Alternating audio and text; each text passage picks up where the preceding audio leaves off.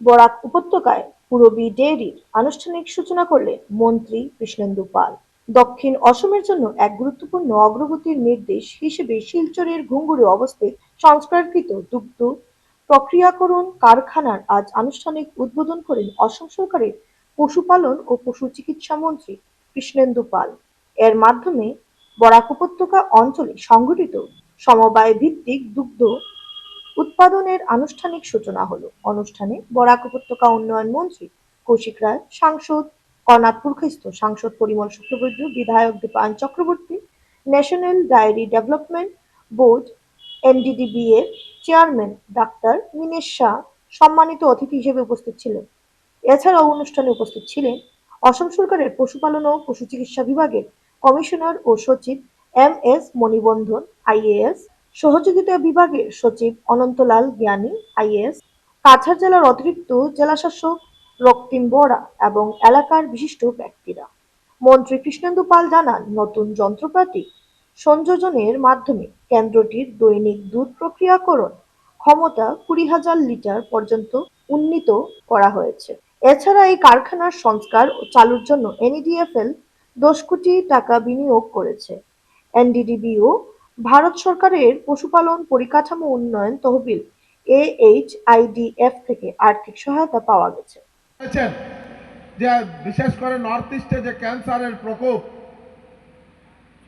এই ক্যান্সার থেকে রক্ষা পেতে হলে, বিভিন্ন রোগ থেকে রক্ষা পেতে হলে আমাদের সুস্বাস্থ্যবান থাকতে হবে। আর দুধের মধ্যেই সব থেকে বেশি মিনারেলস আমরা এই দুধের মধ্যেই আমরা পাই। আর এই দুধ আমাদের এখানে পর্যাপ্ত পরিমাণে উৎপাদন হয় না, আর যদিও হয় তার সঠিকভাবে আমরা বাজারজাত করতে পারি না। শুধু উৎপাদন করলে হবে না, ওইটাকে প্রসেস করে ওইটাকে আমরা বাজারে নিয়ে পৌঁছাতে পারলে সঠিক মূল্য আমরা পাবো, এবং ঠিক সেইভাবে আমাদের ডায়েরি ডিপার্টমেন্ট আমাদের এগিয়ে যাবে।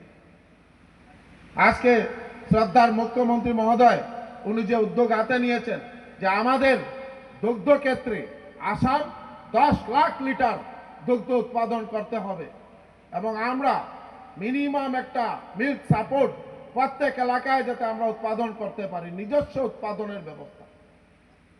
তার কারণে আজকে মাননীয় মুখ্যমন্ত্রী ডক্টর হিমন্ত বিশ্ব শর্মা মহোদয় নির্দেশ মর্মে ওনার মার্গদর্শন যে প্রত্যেক এলাকায় যাতে মিল্ক প্রসেসিং ইউনিট হয়। স্বপ্ন, আর সেই স্বপ্নের সঙ্গে আসামকেও 2047 সালে বিকশিত আসাম, আত্মনির্ভর আসাম গড়ার যে প্রয়াস, সেই প্রয়াসের আজকে একটা প্রতিফলন।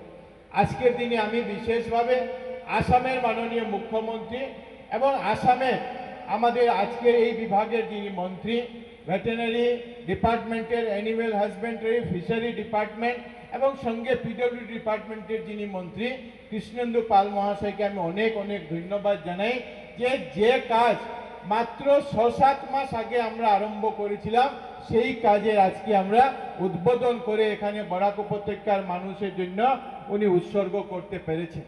মাননীয় কর্ণাটপুরস্থ মহাশয় যেভাবে বলেছেন, আমিও সেই কথাকে সমর্থন জানাই যে বিগত কিছু বছর আগে আমরা বিধায়ক যখন ছিলাম, বিধায়ক থাকার আগের কথা আমি বলছি, যে এই বিভাগে আমরা শুধু জানতাম যে যারা এই বিভাগের সঙ্গে জড়িত আছেন, ভ্যাকসিন দেওয়া, পশুপালন করা, শুধু এই কাজ। কিন্তু এই বিভাগের মাধ্যমে যে মানুষকে কিভাবে সাহায্য করা যায়, আসামের অর্থনীতিকে কিভাবে এগিয়ে নেওয়া যায়, সেই প্রয়াস আমরা লক্ষ্য করেছি।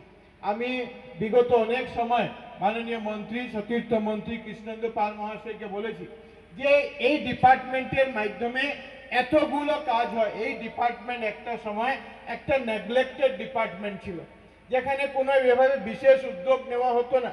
কিন্তু আজকের দিনে মাননীয় মুখ্যমন্ত্রী ডক্টর হিমন্ত বিশ্ব শর্মা মহাশয়ের নেতৃত্বে এবং গত 13-14 মাসে মাননীয় সতীর্থ মন্ত্রী শ্রী কৃষ্ণেন্দু পাল মহাশয়ের প্রয়াসে, পরিশ্রমে এই ডিপার্টমেন্ট আজকের দিনে আসামে অর্থনৈতিক ক্ষেত্রে একটা বিপ্লব আনার চেষ্টা করেছে।